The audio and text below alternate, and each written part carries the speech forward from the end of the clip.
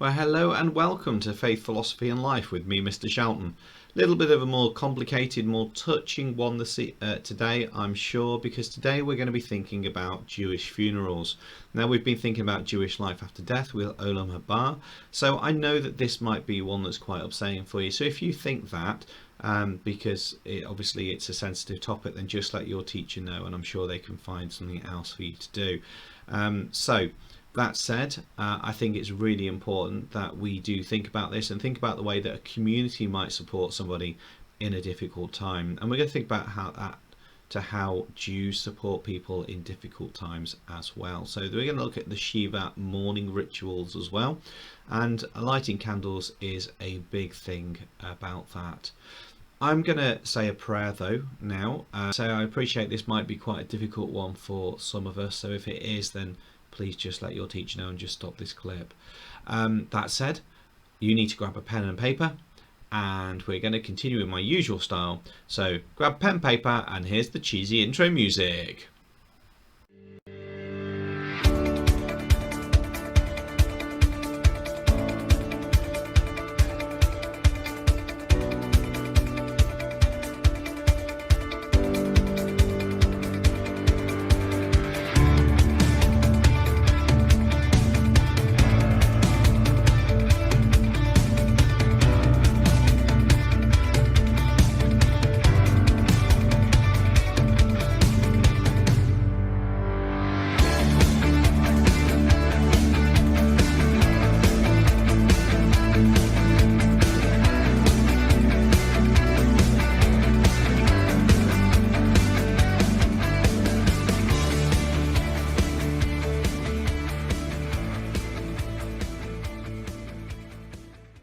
Okay, so what I'd like you to do now you're back is just to have a quick thought about what do Jews believe about resurrection.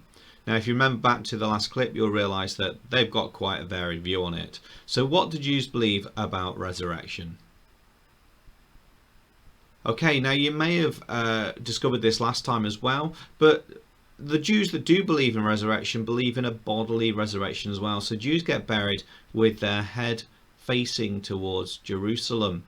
So wherever they are in the world, that's what happens. So they believe that if they believe in a resurrection, which not all Jews do, as we spoke about last time, then they believe that it may come around when the Messiah comes. So this is our title today. It's Mourning Rituals in Judaism, Mourning Rituals in Judaism, and we're going to explore what happens during Shiva in Judaism. Okay, so get that down. As usual, pause this clip where you need to. So a good outcome would be if you can say what Shiva is. Great if you can explain what the customs of Shiva are, and even better if you can evaluate if the customs of Shiva are actually helpful for Jews mourning or not. Now this will only make sense when you understand what the word mourning means, which is what we're going to look at in a moment. So we're going to explore what happens during Shiva in Judaism. So there's a number of things then that we're going to do during this clip. We've got the definitions of some really key words. We've got some media clips to watch. There'll be a grid for you to complete, and you can do a bit of research, which again, it's going to be structured. Everything you need will be in the description below, linked in the Google Drive, so please access that, followed by a short reflection. Okay, so let's just think about what we understand by the term mourning. So you can see 4 images behind me. Mourning is obviously about being upset. And I've got 3 definitions of the term mourning behind me here. It's to feel or express sorrow or grief, but it's a little bit more than that, because grief is about lamenting for the dead. It's about remembering somebody's life and being sorry that they're not with us anymore.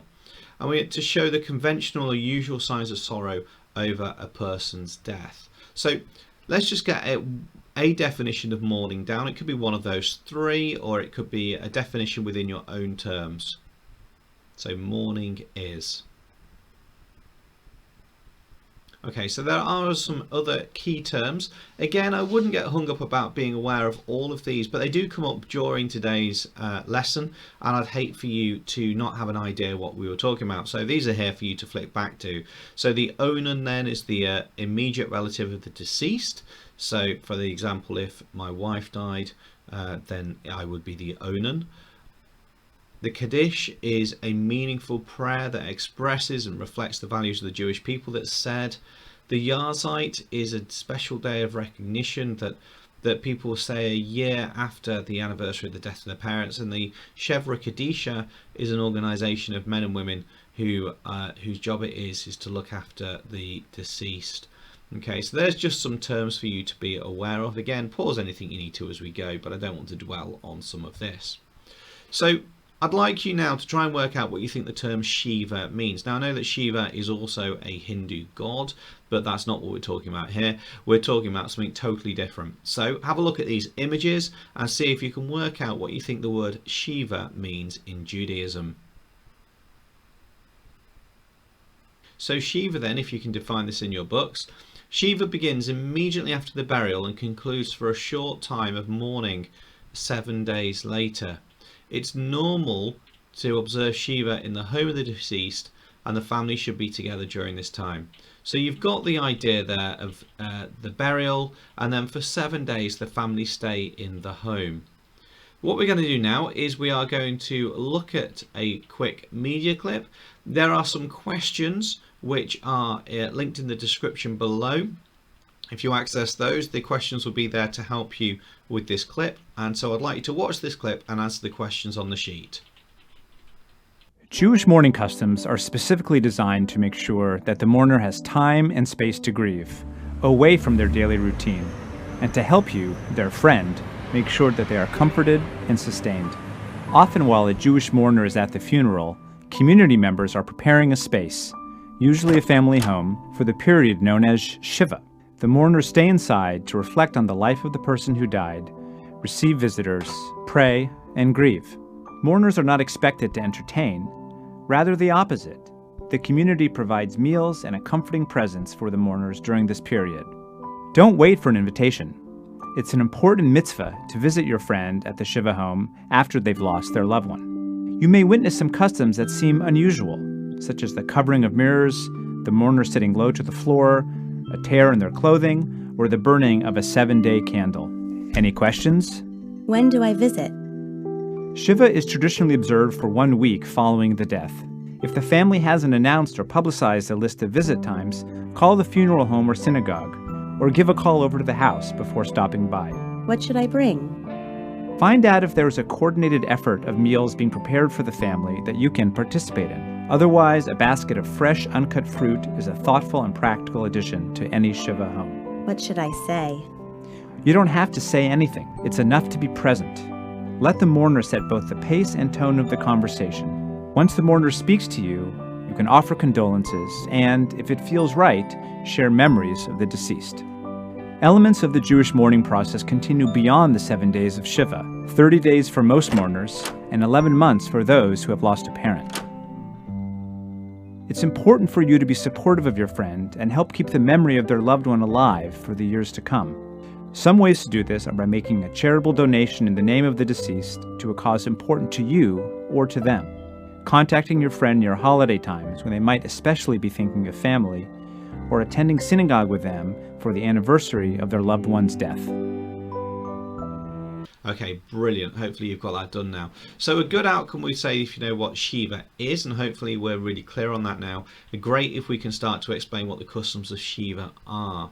Now, the next thing we're going to do is you need to grab an A4 bit of paper. Okay, and I'm going to show you how to fold that into a 6-part booklet. I know it says 5 parts because the front part will be the title. So what you're then going to do, okay, once you've seen how I fold this up, is you're going to label it with the each section is going to have one of those sections behind me. Okay, so you'll need to come back to this after I've done the clip. I will pull this back up. So let me first of all show you how to make that booklet. Okay, so this is how to make your 5-part leaflet. It's really straightforward. What you do is you get an A4 sheet of paper like this, and then you fold it in half in the landscape format, so it's like that. What you then do is you then fold the first section over, so it's almost like a square. Okay, if you see there, you've got a section there which is a little bit flappy, and that becomes a square. Okay, which leaves you this section here which if you just fold backwards, you've then got a leaflet which has got 1, 2, 3, 4, 5 and 6 sections. Hence you've got your front page for your title, which will be about Shiva, and then you've got your inside pages for the 5 bits of information that you need. Really that straightforward. Let me demonstrate once more for you. You've got your A4 page, you fold it in half landscape, you fold the first section over so it becomes a square, and then you fold the second section backwards, and there you go.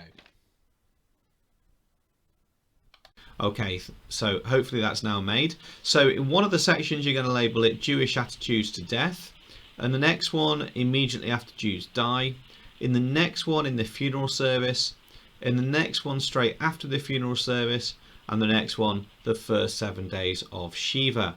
What you're going to need to do is to look at the description and find the file which has got those titles within it. Do a little bit of information in each of those sections of the booklet, maybe with a little diagram as well. So read the information that you've got available to you, and let's get those booklets complete. This should take you about 10 minutes or so. It's not meant to be a huge piece of work of art, but it will give you an idea of what happens during this Jewish commemoration.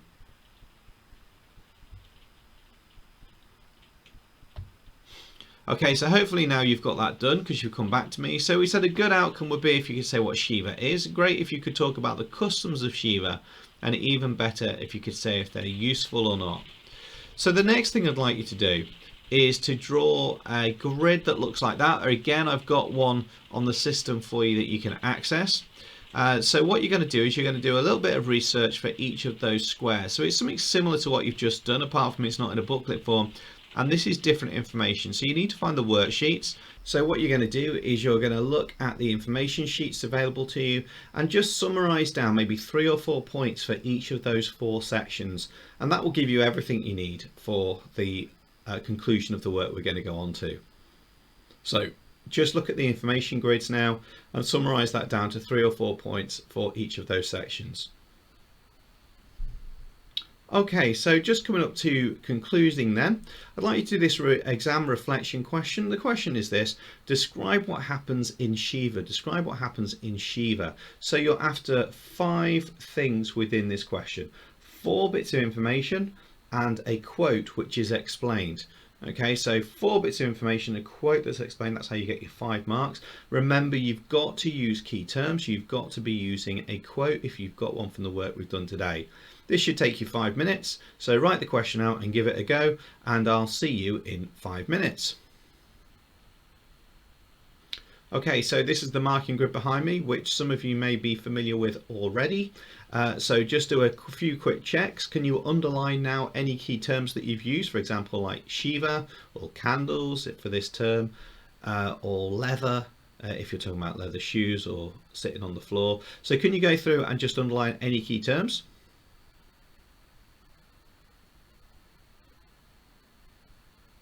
Okay, if you've done that, then you are well on the way to be scoring marks. If you haven't, then you know that needs to be one of your even better ifs. Is it limited, good, or excellent? In other words, have you got your 5 bits of information in there, or have you only got 1 or 2? If you're only at 1 or 2, it's probably going to be a 1 mark. If you've got sort of 2 or 3, then you're going to be getting your 2 mark. And if you've got maybe 4 or 5 bits of information which are all spelled correctly, then it is quite likely that you're on the way to that top banded answer. What, however, you do need to do is you do need to make sure that there is a source of wisdom or authority in there. So a reference to some Jewish teaching. It could be from the Tanakh, it may not be. It may just be a piece of the Jews believe this, or a rabbi might teach, or a Jewish person might teach that. And you might even bring some work in about Olam Habarim from last time if you're really going to stretch yourself. So see what mark you give that, and then grade yourself, saying whether you think that you've got 4 or 5 or 1 or 2, and what you think you need to do differently next time. Okay, so today then what we've done is we've explored what happens during Shiva in Judaism. We said a good outcome would be if we knew what Shiva is. Great if we could explain what the customs of Shiva are, and even better if you can evaluate if the customs of Shiva are useful for Jews mourning or not. Do we think that those customs, those things that Jews do we think that actually help them with the loss of a loved one? So finally then, behind me, a linking exercise. What I'd like you to do is to write them out or work out which ones you would match to which. So you've got the key terms on the left with the definitions of those key terms on the right. Give it a go, send it to a friend, have them check it over, and just make sure that you know which ones link to which. It's not massively difficult if you've paid attention with the rest of what we're doing today. Now, can I say thank you very much for your time this half term. I'm now done between now and the end of half term. So take care of yourselves. God bless you. Stay safe. Wash your hands. And I'll see you soon.